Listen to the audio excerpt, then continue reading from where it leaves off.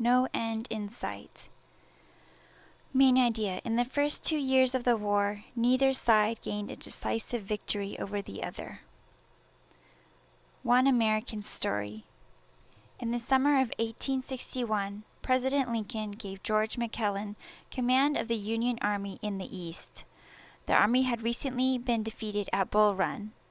Within months, McClellan restored the soldiers' confidence and organized and trained an army that could defeat the Confederates.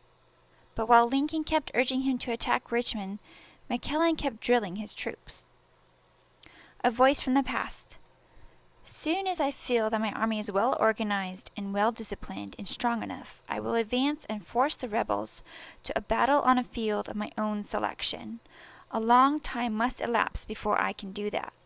General George McClellan quoted in Civil War Journal the leaders. Lincoln said McClellan had the slows. While McClellan was stalling in the East, another general was winning victories in the West. Union victories in the West. That victorious Union general in the West was Ulysses S. Grant. In civilian life, he had failed at many things, but Grant had a simple strategy of war.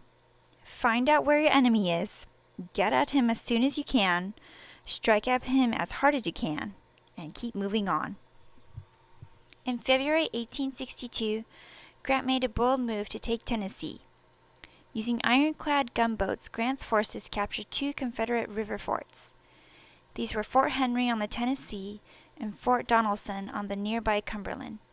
The seizure of Fort Henry opened up a river highway into the heart of the South. Union gunboats could now travel on the river as far as northern Alabama.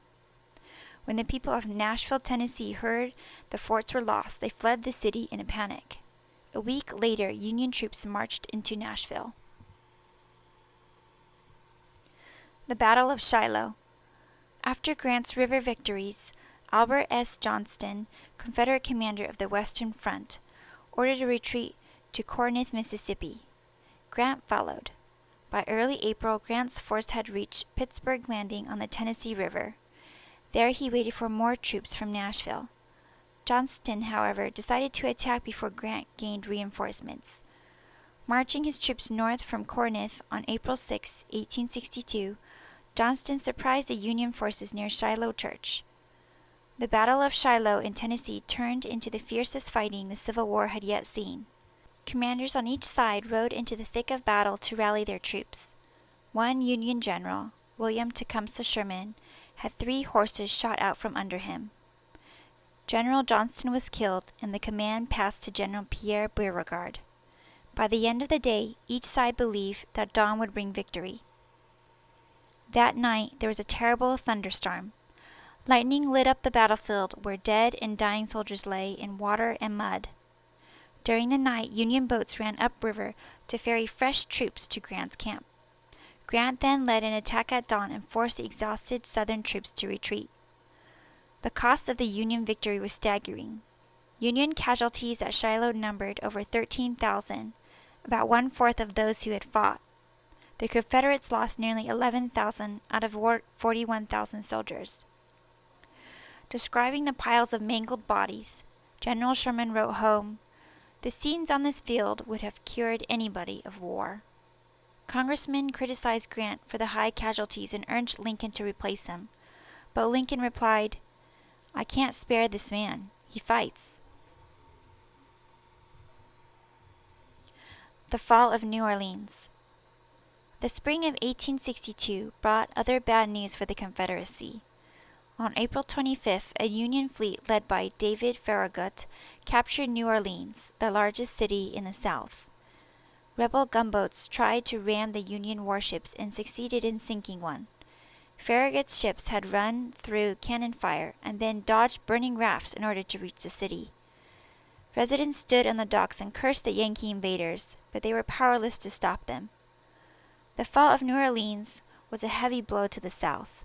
Mary Chestnut of South Carolina, the wife of an aide to President Davis, wrote in her diary, "New Orleans gone, and with it the Confederacy.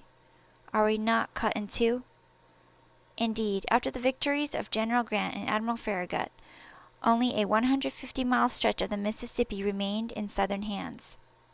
The Union was well on its way to achieving its goal of cutting the Confederacy in two. But guarding the remaining stretch of river was the heavily armed Confederate fort at Vicksburg, Mississippi. Lee claims victories in the East. Meanwhile, also in the spring of 1862, McClellan finally made his move to try to recapture Richmond. He planned to attack the Confederate capital by way of a stretch of land between the York and James rivers. McClellan succeeded in bringing his troops within a few miles of Richmond. But in June 1862, Robert E. Lee took charge of the Army of Northern Virginia and proceeded to turn the situation around. Lee sent Jeb Stuart and his cavalry, soldiers on horseback, to spy on McClellan. With about 1,000 men, Stuart rode around the whole Union army in a few days and reported its size back to Lee. Lee then attacked McClellan's army. The two sides clashed for a week, from June 25 to July 1, 1862, in what became known as the 7 Days' Battles. The Army of Northern Virginia suffered heavier losses, but it forced McClellan's army to retreat. In late August, the Confederates won a second victory at Bull Run, and Union troops withdrew back to Washington. Within a few months, Lee had ended the Union threat in Virginia. Lee invades the North. Riding a wave of victories, General Lee decided to invade the Union. He wrote to tell President Davis of his plan. Lee thought it was a crucial time, with the North at a low point. Without waiting for Davis's response, Lee crossed the Potomac with his army and invaded Maryland in early September 1862. Lee had several reasons for taking the war to the North. He hoped a victory in the North might force Lincoln to talk peace. The invasion would give Virginia farmers a rest from war during the harvest season. The Confederates could plunder northern farms for food. Lee hoped the invasion would show that the Confederacy could indeed win the war, which might convince Europe to side with the South. By this time, both Britain and France were leaning toward recognizing the Confederacy as a separate nation. They were impressed by Lee's military successes, and their textile industry was now hurting from lack of Southern cotton.